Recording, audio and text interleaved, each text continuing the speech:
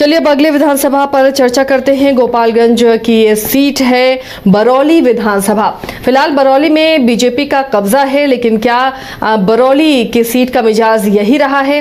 क्या इतिहास रहा है? यहाँ पर कौन से समीकरण काम करते हैं, उसे जानने की हम कोशिश करेंगे। रंजन जी, अगर बरौली को आप स्कैन करते हैं तो स्कैनर में क्या नजर आ रहा है?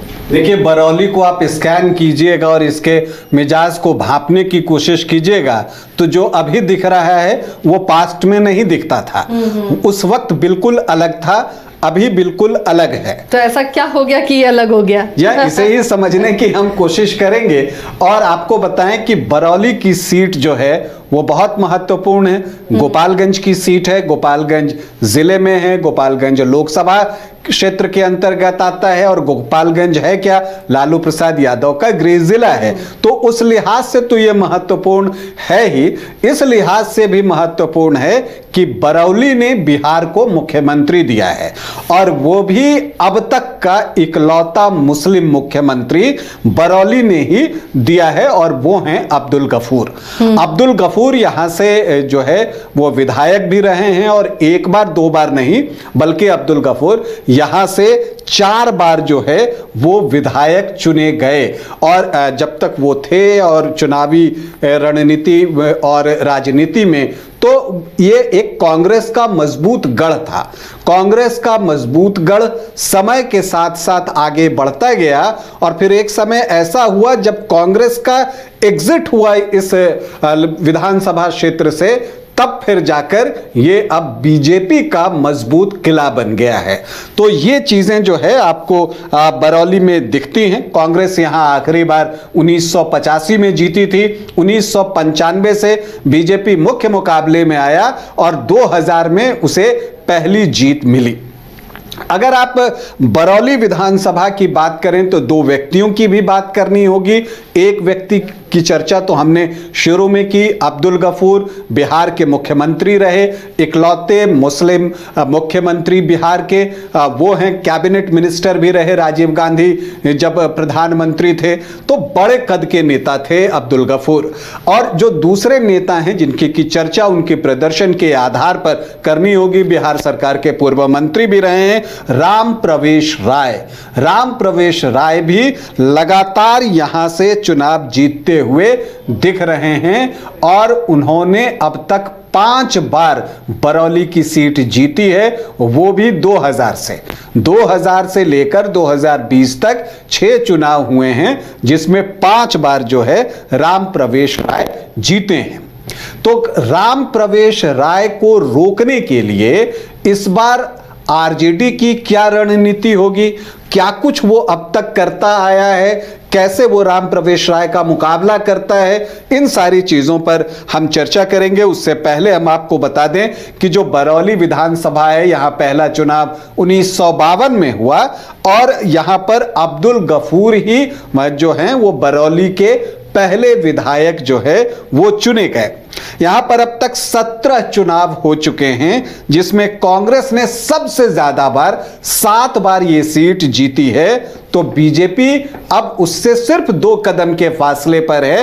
5 बार जीत जो है वो बीजेपी को भी मिल चुकी है। आरजेडी को सिर्फ 1 बार सफलता यहां पर मिली है, तो जनता दल और सीपीआई भी 1-1 बार जीतने में सफल रहा है। निर्दलीय प्रत्याशी 2 बार यहां चुनाव जीते हैं। अगर हम व्यक्तिगत की बात करें तो राम प्रवेश राय ने सर्वाधिक 5 बार बरौली की सीट जीती है, तो अब्दुल गफूर को 4 बार जो है बरौली में सफलता मिली है और मोहम्मद नेमतुल्ला 2 बार यहां से जीते हैं। तो अभी तक बरौली में 9 व्यक्ति ही इन 17 चुनावों में जीत हासिल कर चुके हैं और इसके अलावा बरौली में 7 बार जो है वो मुस्लिम विधायक चुने गए हैं। तो हम अब पिछले 3 चुनावों की चर्चा करते हैं कि क्या कुछ हुआ है यहां पर। तो सबसे पहले साल 2010 की बात यहीं से हम शुरू करेंगे और तब जो है बीजेपी ने राम प्रवेश राय को ही टिकट दिया था, तब वो 2 बार चुनाव जीत चुके थे 2005 फरवरी और अक्टूबर में। और उनके सामने जो है मोहम्मद नेमत उल्लाह को जो है वो चुनावी मैदान में आरजेडी ने उतारा, जो कि 1995 में यहां से चुनाव जीत चुके थे। और बीएसपी की तरफ से जितेंद्र प्रसाद थे और आसिफ गफूर जो हैं उन्हें कांग्रेस ने अपना उम्मीदवार बनाया था। आसिफ गफूर कौन? वो अब्दुल गफूर के जो हैं वो पौत्र हैं, उनके पोते हैं आसिफ गफूर। तो 2010 में जो चुनाव हुआ उसमें राम प्रवेश राय को 45,234 वोट मिले, मतलब कि 39.39%। तो मोहम्मद नेमत उल्लाह को आए 34,820 वोट, मतलब कि 30.32% वोट। जितेंद्र प्रसाद बीएसपी के टिकट पर थे, उनको मिले 10,591 वोट, मतलब कि 9.23% वोट। और आसिफ गफूर 5वें स्थान पर पिछड़ गए कांग्रेस प्रत्याशी, उनको आए 4,768 वोट, मतलब कि 4.16% वोट। तो यहां पर राम प्रवेश राय ने जीत की हैट्रिक पूरी की थी 2010 में। 10,414 वोटों से वो चुनाव जीतने में सफल रहे। 2015 में महागठबंधन बना और यहां पर जेडीयू, आरजेडी और कांग्रेस मिलकर चुनाव लड़ रही थी। तो यहां पर क्या हुआ कि आरजेडी ने फिर से मोहम्मद नेमत उल्लाह को ही उम्मीदवार बना दिया। सीट शेयरिंग में ये सीट जो है आरजेडी को ही मिली थी और बीजेपी ने एक बार फिर से राम प्रवेश राय को उतारा। और यहां पर तब जो है अनिरुद्ध प्रसाद, मतलब कि साधु यादव, वो भी चुनावी मैदान में उतर गए थे। अब क्या कुछ होता है यहां पर? राम प्रवेश राय को आए 61,186 वोट, मतलब कि 40.12% वोट। और मोहम्मद नेमत उल्लाह को आए 61,690 वोट, मतलब 40.45% वोट। और अनिरुद्ध प्रसाद, मतलब कि साधु यादव को आए सिर्फ 3,914 वोट, 2.5% के आसपास उनको वोट मिले थे। तो एक बिल्कुल आमने सामने की लड़ाई बीजेपी और आरजेडी के बीच में, और इतना क्लोज फाइट था कि हार जीत का मार्जिन था 504 वोट। तो राम प्रवेश राय हार गए और मोहम्मद नेमत उल्लाह जो है वो यहां से चुनाव जीतने में सफल रहे। 2020 में आरजेडी ने अपने सिटिंग विधायक का टिकट काट दिया, मोहम्मद नेमत उल्लाह का टिकट काट दिया और उनकी जगह पर रियाजुल हक राजू को चुनावी मैदान में उतारा। हालांकि उस वक्त एक नाराजगी भी हुई नेमत उल्लाह को और उन्होंने जेडीयू ज्वाइन कर लिया, लेकिन चुनाव यहां पर बीजेपी ने ही लड़ा। राम प्रवेश राय पर ही एक बार फिर से पार्टी ने भरोसा जताया और उन्होंने पार्टी को निराश भी नहीं किया। आमने सामने का बिल्कुल मुकाबला था। 81,956 वोट लेकर आए राम प्रवेश राय, मतलब 46.46% वोट। और रियाजुल हक राजू को आए 67,801 वोट, मतलब कि 38.5% वोट। तो राम प्रवेश राय को जीत मिली 14,155 वोटों की। तो वो उनकी 5वीं जीत थी बरौली विधानसभा से। अब अगर हम यहां पर दावेदारों की एक चर्चा कर लेते हैं तो देखिए, बीजेपी से तो राम प्रवेश राय का दावा जो है वो स्वतः है। अब अगर वो उम्र के वजह से या किसी और कारण से चुनाव नहीं लड़ते तो उनके परिवार से किसी को टिकट दिया जा सकता है। राकेश कुमार सिंह की चर्चा हो रही है, पिछले दिनों इन्होंने तिरंगा यात्रा भी निकाला था। आरजेडी से रियाजुल हक का दावा वो स्वाभाविक बनता है, पिछली बार चुनाव लड़े थे। और ऐसे भी गोपालगंज जिले में आपको एक मुस्लिम कैंडिडेट जो है आप एक तो देंगे, ये आरजेडी महागठबंधन के लिए भी बात है। तो वैसे में दिखता है कि बरौली से जो है रियाजुल हक को रिपीट किया जा सकता है। इसके अलावा भी बहुत सारे जो है वो उम्मीदवार हैं, अब्दुल सत्तार हैं, गोपालगंज लोकसभा के प्रभारी थे वो आरजेडी की तरफ से, तो वो भी दावा ठोक रहे हैं। दिलीप सिंह एमएलसी का चुनाव लड़ चुके हैं, उनका भी जो है वो दावा है। तो ये कुछ प्रत्याशी हैं, लेकिन जो एक चीज और भी दिख रहा है कि कांग्रेस से आसिफ गफूर भी मुझे लगता है कि बहुत खुलकर तो नहीं लेकिन संकेतों में दावा कर रहे हैं। दरअसल 2020 का चुनाव जो अब्दुल गफूर के पोते हैं वो आसिफ गफूर, वो गोपालगंज से लड़े थे, लेकिन तब वो तीसरे स्थान पर वहां से चले गए थे। और फिर जब गोपालगंज में बाई इलेक्शन हुआ तो आरजेडी ने गठबंधन में वो सीट कांग्रेस से ले ली थी और वहां पर जो है आरजेडी ने मोहन गुप्ता को चुनावी मैदान में उतार दिया था और मोहन गुप्ता ने बेहतर प्रदर्शन किया था। हालांकि वो हार गए थे, लेकिन हार जीत का मार्जिन 1794 वोटों का ही था। तो मुझे लगता है कि अब गोपालगंज विधानसभा सीट जो है वो आरजेडी ही लड़ेगी। और चूंकि आसिफ गफूर का जो पैतृक घर है अब्दुल गफूर का, वो बरौली विधानसभा क्षेत्र के अंतर्गत ही आता है। पिछले दिनों वो बरौली आए भी थे।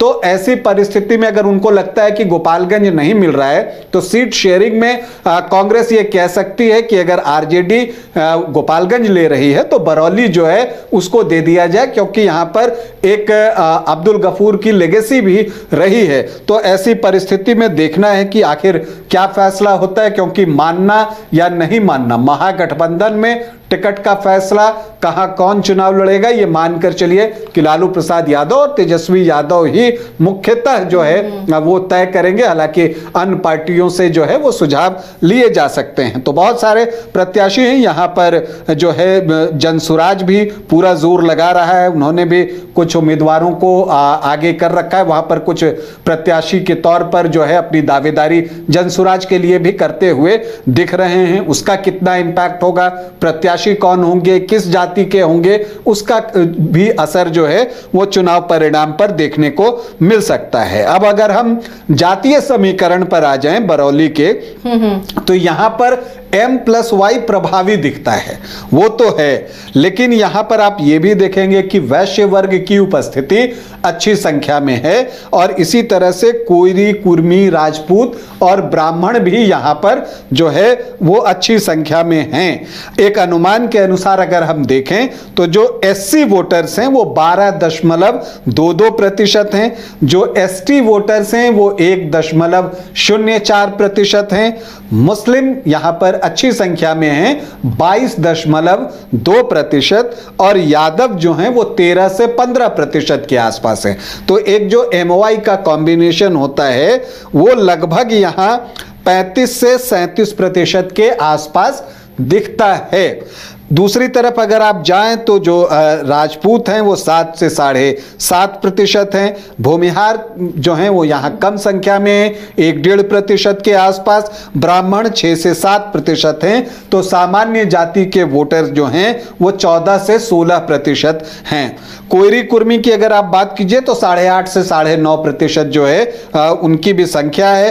वैश्य यहाँ अच्छी संख्या में है, जैसा मैंने आपको कहा 13 से 14%। तो जो चंक बनता है एनडीए के परंपरागत वोटरों का वो 37 से 39% के आसपास बनता है। एमओआई का बनता है अगर आप उसे देखिए तो 35 से 37% का बनता है। तो ऐसे में एससी वोटर्स जो हैं वो 12.22% हैं और जो अन्य अति पिछड़ी जातियां हैं और पिछड़ी जातियां हैं उनका जो वोट है वो यहां पर निर्णायक होता है। लेकिन जब आप अति पिछड़ी जाति की बात करते हैं तो इसमें एक बड़ा हिस्सा जो है मल्लाह वोटरों का भी है।